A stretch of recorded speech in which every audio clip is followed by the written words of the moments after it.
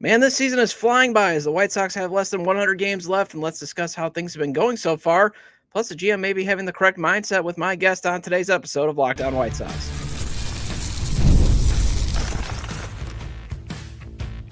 You are Locked On White Sox, your daily Chicago White Sox podcast. Part of the Locked On Podcast Network, your team every day. Hello, I'm your host, Todd Welter, a lifelong Sox fan, contributor for SouthsideShowdown.com, part of the Fansided Network, and also I've covered Major League Baseball for outlets such as the Associated Press. Thanks for making Locked On White Sox your first listen every day, part of the Locked On Podcast Network, your team every day. Make sure to hit the like button on today's episode. Subscribe to the YouTube channel at Locked On White Sox if you've not done so already. And also follow or subscribe to the show wherever you get your podcast. Well, Jack Ankony covers the White Sox for Chicago White Sox on SI. And he's seen the team up close through about the 40% mark of the season. He also wrote up how GM Chris Getz is approaching all the news swirling around the team's future ownership. And I wanted to get him on the show to discuss, what has been going on with Chris Getz and his mindset when it comes to the murky unknown when it comes, 5 years from now. And also, what does he think of the team doing on the field and what assets they can move at the trade deadline? Today's episode is brought to you by FanDuel. Right now, new customers can get $200 in bonus bets when your first $5 bet wins. And joining me is Jack Ankony from Sports Illustrated. And Jack, you wrote about Chris Getz's reaction to all the new ownership news. So why is it important for him to maybe just not get too far ahead? Yeah, well, Todd, thanks for having me on. Yeah, that was sort of his point, I think, talking to us before Friday's game was that this is a unique kind of succession plan. I think when it's not super common, I think, to hear about teams, especially when it's not a family turnover in ownership, for something to be planned as early as 2029 and potentially even as late as 2034. So I think Getz was sort of just talking about how he's sort of looking at the next 3 years as kind of as far as he's willing to kind of go and project currently, which I think, you want to have a vision for the future in baseball, just given the nature of minor leagues and everything like that. But I don't think that was too surprising to kind of hear him, maybe pump the brakes on the immediate changes that are going to happen in regards to, like, I think the one phrasing that really stood out to a lot of people and to me too, in that news release, was how Justin Ishbia will make, I think they called it, capital infusions in 2025 and 26. Just pulling it up here, the exact quote: that will be used to pay down existing debt and support ongoing team operations. That wasn't overly specific in terms of what it means. So I think some people took it as, oh, does that mean he's going to, spend on a bunch of free agents as early as this upcoming offseason? Does that mean he's just going to pay the debt from losses the past couple of years with the attendance being down? I guess those answers aren't, those questions aren't answered fully yet. But I think Getz definitely was kind of on the my conversations are with Jerry right now, and that's how it's going to be for the short term. So, I think it's a reason for Sox fans to maybe get excited about the future, but maybe not expect quite immediate changes yet, is kind of how I would take it. Yeah, and I liked how you mentioned the next 2 or 3 years, just because it does seem like this team needs to put together more and better drafts for the next 2 or 3 years rather than better, free agent classes. I know some people are not going to like to hear that, but it kind of feels like if you want sustained success, you got to get better in the draft. And that's why, I just think it's important that, Chris Getz gets that done. Do you think that that's kind of the best timeline to also put in the team to have a position to have success once Ishbia is ready to take over?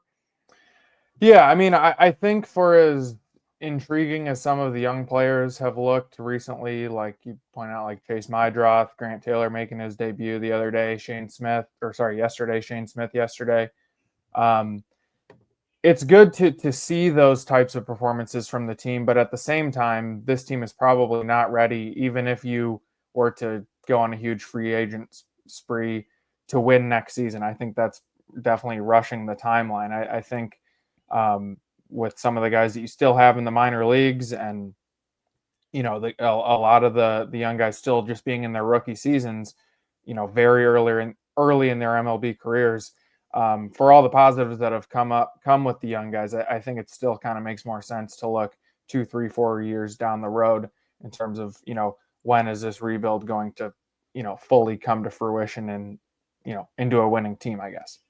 Now you've been around the team a lot this year. Were you kind of surprised though that finally that the front office now, well, basically Reinsdorf announces this timeline when it would seem like he was not going to put basically an expiration date on his ownership. It seemed like he just wanted to leave it open, and he was planning on being the owner for the next 10 years.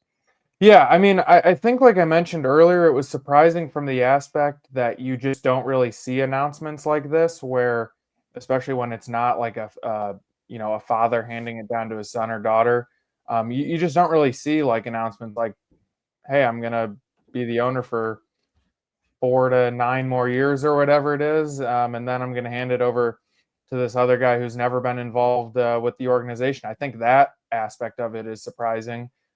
This is also not the first time that we've heard about Justin Ishbia or the Ishbias dealing with the White Sox. I think there were reports like in January or February from the Athletic and other places about, them trying to increase their ownership stake. So I guess from that perspective, it's not like this was a complete unknown, but it is unique and kind of surprising, maybe the way that they announced it, and that the timing of it was weird too. Like I was just sitting in the press box before the game. It was about an hour or two before the game, and they just dropped the email, that it's happening. So there was an element of surprise to it, I think for sure.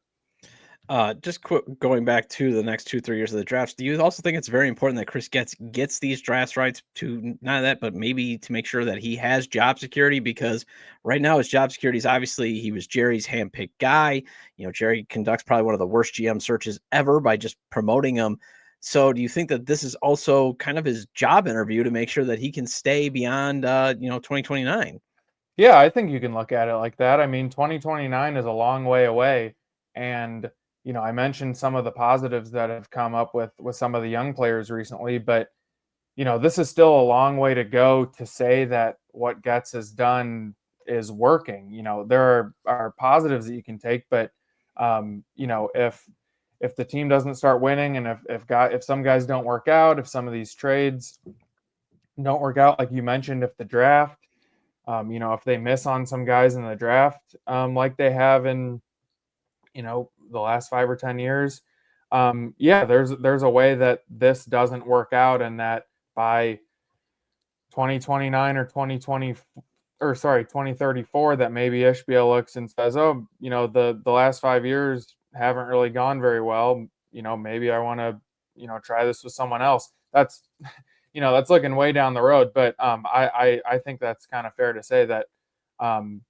Getz, if he drafts well the next couple drafts, if some of these young players continue to develop, that would be a way for him to say, like, to sort of, I guess, solidify himself.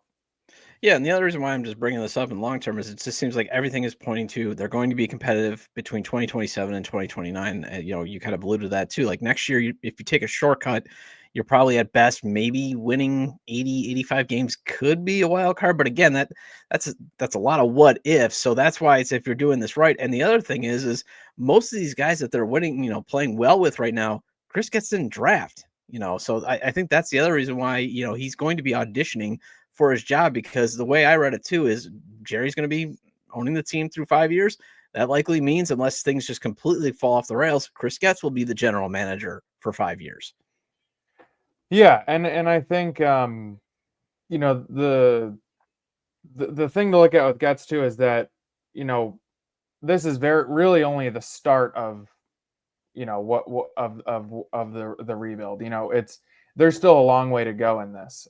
So I think if you look at the next couple of years, we still haven't seen guys like Colson Montgomery debut, or Braden Montgomery too, and so I think kind of how those go, and then like you mentioned before with the drafts, like that's kind of ways for Getz to show that that this rebuild is making progress. All right, well, let's get into the team on the field and go over how things have been looking with the under 100 games left in the season. And that's next on Locked On White Sox. The NBA playoffs are in full swing, and every night delivers highlight-worthy performances, major momentum shifts, and can't-miss moments. Whether it's a game-winning shot or a breakout player, there's never been a better time to get in on the action. FanDuel makes it easy to stay in the game before tip-off and live. With player props, performance trends, and same-game parlays, fans have more ways than ever to play smart and win big. The smart way to play is FanDuel's traditional money line spreads and over-unders. But if you want to win big, it's the parlays, props, and futures. There's always a chance to at least double or even triple your money and win even more by going with the parlays, props, and futures. For example, they have an NBA Final Series specials going on, plus 650 last time I checked on any player breaking Steph Curry's single quarter NBA Finals points record. So that means someone has to score over 22 points. And if that happens and you put, say, $10 on it, you just won $65.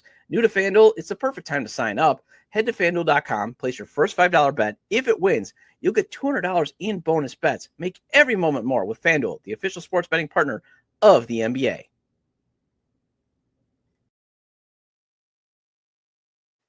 Welcome back to Locked On White Sox. I'm your host, Todd Welter. Got to make sure to hit the like button on today's episode and subscribe to the YouTube channel at Locked On White Sox if you've not done so already.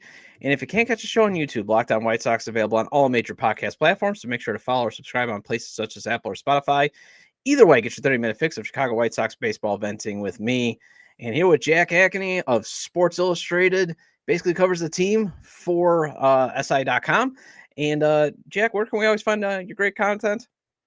Yeah, if you just search for White Sox on Sports Illustrated or on SI, our website should pop up. The exact URL you'd have to go to si.com/MLB/White Sox, and it'll pull up that way too. I always post all my articles on my Twitter account is just at Ankony_Jack, just my last name then first name. So, yeah. No, it's a great follow, and I really appreciate all the work that you've been doing. So are you surprised with how this team has been playing lately? Because they're playing much better baseball. Yeah, probably a little bit. I mean, I think it's easy now to sort of see that at the start of the year, with a lot of the injuries and the fact that basically half the lineup with Chase Mydroth, Edgar Caro, Tim Elko, Kyle Teal, those guys weren't on the opening day roster. And we certainly didn't expect this type of performance from like Shane Smith being a maybe likely all-star, I think you might be able to say at this point. So when you think of the first month, you also lost Talkman for a long time. Benintendi had 2 IL stints. I think this is sort of the team, maybe what they envisioned, could be eventually, and we're sort of starting to see that. So I think it's they won 4 or 5 games for the first time this season. I don't think it's a complete shock because you see some talent with these young guys, but based on how the start of the season was going, it's definitely a step up. Now, did the White Sox taking walks? That was kind of something that they envisioned by bringing in a lot of guys with high on base percentage. But did you have them easily turning double plays on your bingo card, because they've been just turning a lot of double plays lately? Yeah, well, I think one of the questions with Mydroth was, could he be a shortstop or would he stick at second base? And I sort of relate it to he's I think exceeded expectations and been a very solid shortstop. Kind of the comparison I make is it's an easy one just because it's Chicago, but Nico Horner, he's started his career at shortstop and is a serviceable shortstop, but maybe a Gold Glove second baseman, and maybe that's Mydroth eventually if Colson Montgomery's able to stick at short. But Mydroth has been great, and maybe he's just going to win that job. And you've had a guy like Josh Rojas who's decent, solid defensively, and so no, I mean I didn't necessarily envision the infield defense to be as good as it was recently, but that's certainly been a strength and a big reason for one of those wins over the Royals over the weekend.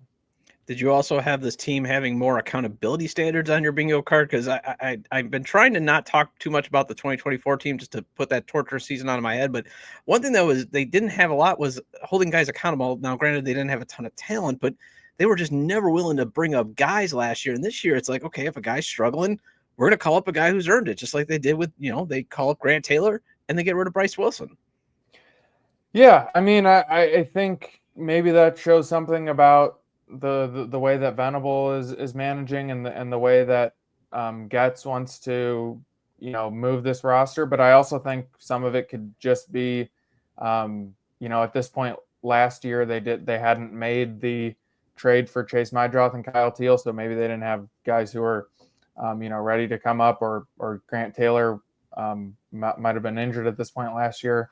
But, some of it could just be guys, weren't ready to be called up, or they didn't have great options. Like Tim Elko didn't hit 10 home runs in his first 30 games in AAA last year.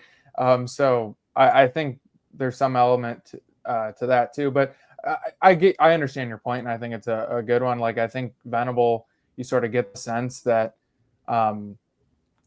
he's sort of the player's manager kind of stereotype that people put on, where, it seems like guys like him and he's a younger guy, more relatable, but he also sort of has that edge to him that I think Getz has talked about before, and which is a good balance for managers to have, and especially in his first year, I think that's been looking like I don't have a whole lot of criticisms of him, which it's early, but that's sort of what I'd say about Venable too.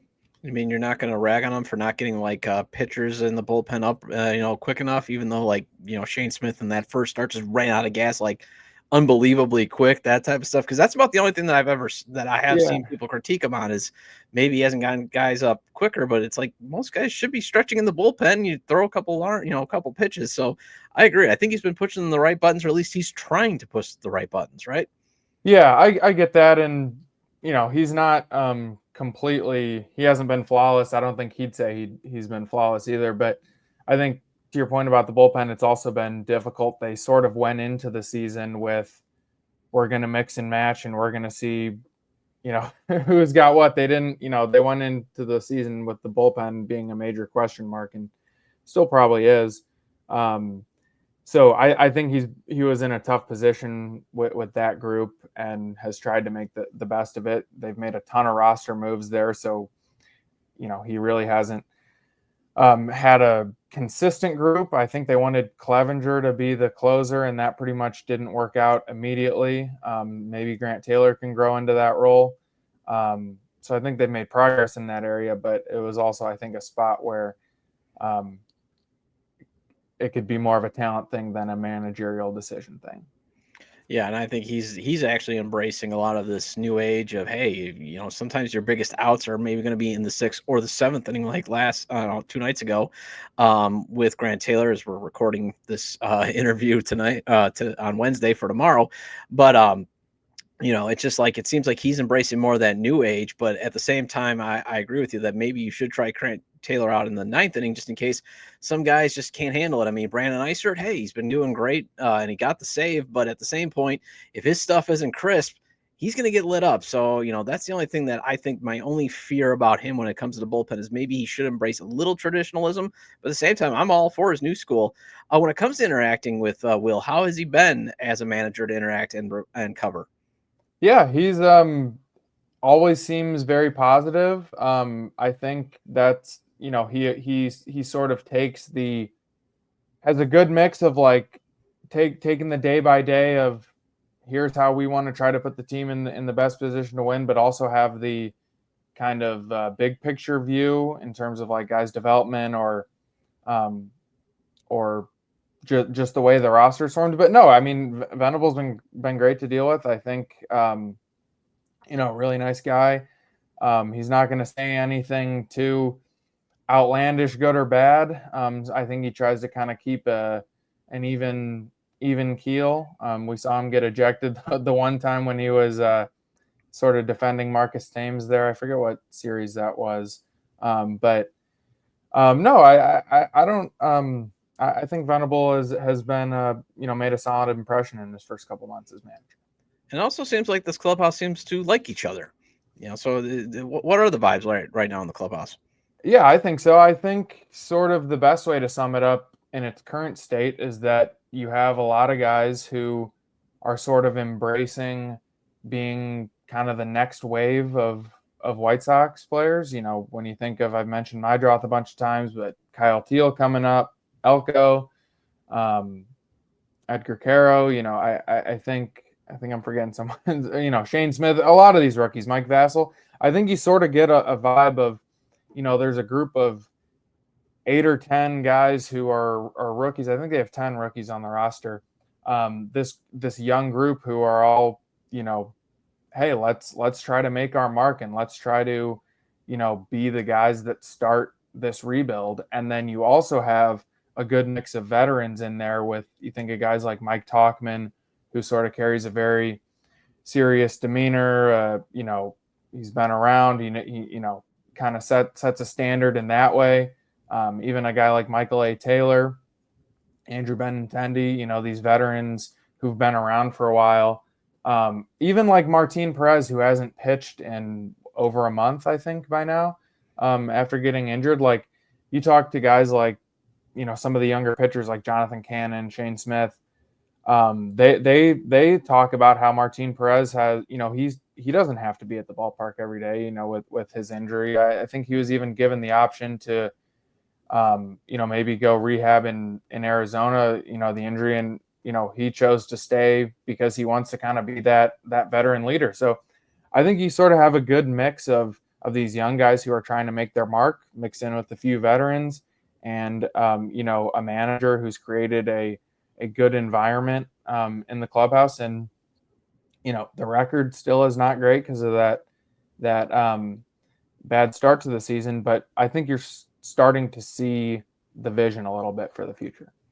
Well, this team still needs to add future pieces, so let's get into who could be on the move next after the break on Locked On White Sox. Have you ever decided at the last minute to head to a ball game with friends or family? Maybe it's game day and you suddenly realize you want to be in the stands, and that's exactly where Gametime comes in. It's the easiest way to grab last-minute tickets without the stress.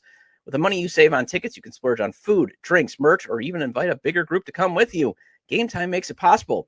Gametime makes buying tickets fast and simple. Prices on the app actually drop the closer you get to first pitch, and they've got incredible last-minute deals, clear seat views, and the lowest price guarantee that takes the worry out of buying. Gametime is the official ticketing partner of Locked On, and they make it easy to browse the app for when, say, St. Louis comes to town next week, and you want to find a great deal to see the Sox kick off the Cards going from contenders to pretenders. Because I'm not sold on St. Louis. Take the guesswork out of buying tickets with Gametime. Download the Gametime app, create an account, and use code LOCKEDONMLB for $20 off your first purchase. Terms apply.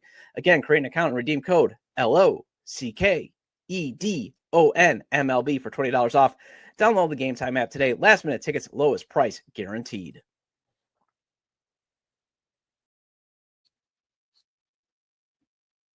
Welcome back to Locked On White Sox. I'm your host, Todd Welter. Again, shout out to all the everydayers. I appreciate your loyalty. Please hit the like button on today's episode. Recommend to your fellow Sox fans or baseball fans, friends, to subscribe to the YouTube channel at Locked On White Sox, wherever they get their podcasts. This show is available on all major podcast platforms. Here with Jack Ankony of Sports Illustrated. He covers the team for basically for SI now. And Jack, how would you rate the White Sox trade assets overall? I.e., can some of these guys actually fetch some top 30 prospects from a team, or is this just looking at like, and they got a lot of guys who you might get scratch off prospects with? Yeah, I think right now I sort of look at it as maybe they end up making a lot of moves, but is there anyone that's going to get you a big haul? I don't really think so, unless Luis Robert were to just absolutely catch fire over the next month or so. I still think, just given Robert the fact that he'd be owed around $20 million next year and has had his worst season of his career at the plate, he still has some value as a defensive center fielder and as a base stealer. But I don't think he's going. I think they sort of missed the probably target window time, or whatever you want to call it, in terms of when his value was the highest. It's probably about as low as it's ever been right now too. So hindsight always 2020, but they probably messed up the timing with that one, you could say now, with the benefit of hindsight. But he's probably, the biggest name that's going to get traded, just sort of as a result of the roster. But I wouldn't be surprised if they made, a handful of moves. So you're saying if Adrian Hauser can't sustain, they're not going to be able to get a good player back for him? Or I'm just kidding on that. Yeah, I mean, like, I could see, there's a bunch of guys where, whether it's Hauser, if he maintains this pace, or like Davis Martin has been mentioned as a trade piece, those guys could slot in as number 4 or 5 starters probably on playoff hopeful type of teams. I don't know if Hauser specifically is going to get you a big return. Martin might end up getting you the biggest return if you trade him, just because of his years of control. And I've kind of gone back and forth on what I think, in terms of trading him, because he does have that control and he's still pretty young and he's been one of their best starters. I mean, he could be a guy that you hang on to and see as part of the future.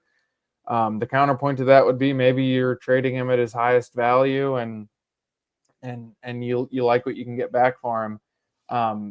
There's a few other guys, like some of those outfielders that could probably, be third or fourth outfielders on teams, like, if Tauchman, if you get a good offer for him, or, even a guy like, Michael A. Taylor and Slater, I mentioned just because they've been longtime MLB players. Neither of them are having great seasons, but, if a team is looking for an outfielder, you're probably not getting you're probably getting a very small package in return for them. But, some of the relievers too, maybe like Cam Boozer or Steven Wilson, I could see teams maybe having some desire for. So it wouldn't surprise me if they traded a bunch of guys, but I wouldn't expect to get like a great return really for anyone at this point. Yeah, and I'm with you on Davis Martin. I've gone back and forth on, okay, maybe we should trade him. But at first I was like, well, you probably should trade him because is there going to be room for him in the rotation in the future? But then you had all those rash of Tommy John surgeries where it's like, now you're looking at Noah Schultz and Hagen Smith for sure coming up from behind. But otherwise, there's just so many question marks that it might be better to keep him long term, because he could at least, in the next future rotation be your fifth starter, maybe even with if Sean Burke and Shane Smith can continue to develop at the rate that they're developing at. Yeah, I think that's a good point. It's going to be a tough call with Martin because, like, with what I mentioned about Robert, it's like there was a time where you could have traded him and gotten more than what you're going to get now, I assume.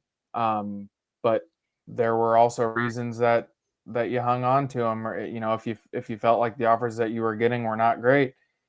And maybe it's a similar situation with Martin to a degree, where you're looking at the rotation down the line. Like, do you think that Sean Burke can be part of the future?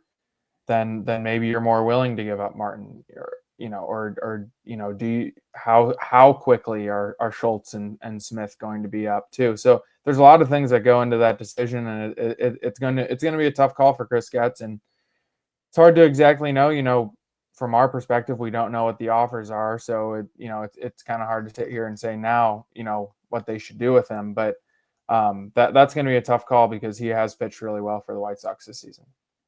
And you brought up Tauchman. I mean, one of the reasons why I think he was brought in was to be a potential trade piece. But given his fit in the lineup and the veteran status he has, might it actually be better to keep him since he still has a year of ARB left?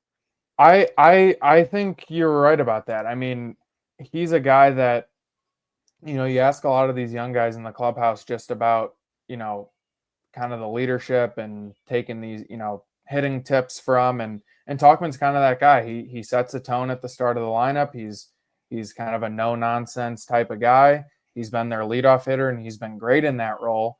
Also a solid defender. There's an argument to be made that like you would want that type of guy in the clubhouse as you're bringing up all these young guys, and you're probably not getting a ton back for him. There's teams that probably want him, but that's probably another tough call, for the Sox front office too, just based on kind of the makeup of this roster. Well, that wraps up this edition of Locked On White Sox. Thank you for making Locked On White Sox your first listen today. For your second listen, check out the all-new Locked On MLB Game Night. Every game, every night, all season long. Get local analysis on a national scale. Find MLB Game Night on Locked On MLB on YouTube or wherever you listen to podcasts. I'll be back tomorrow to go over how the Sox did in the Houston series and get ready for the Texas series. And feel free to leave comments about today's discussion with Jack Ankony. You can leave them at the episode page on YouTube, X, formerly Twitter, at Tajay Dub, or at Locked On Sox. Or you can email me at lockedonwhitesox@gmail.com. And again, Jack, where can we find you on social media? Yeah, my account on X is just at Ankony_Jack. I usually tweet game updates and all my stories there, or you can search White Sox on Sports Illustrated, and our website will pop up. All the stories will be right there too. Yeah, Jack's got just as good as content as Scott Merkin, Lamont Pope, and Kyle Williams. They're all, I mean, we're blessed to have 4 really good beat reporters covering this team every day. So I really appreciate your coverage. Yeah, thanks, Todd. And thanks for having me on too. This was fun. Yeah, no problem. Well, have a great day, and we'll see you tomorrow.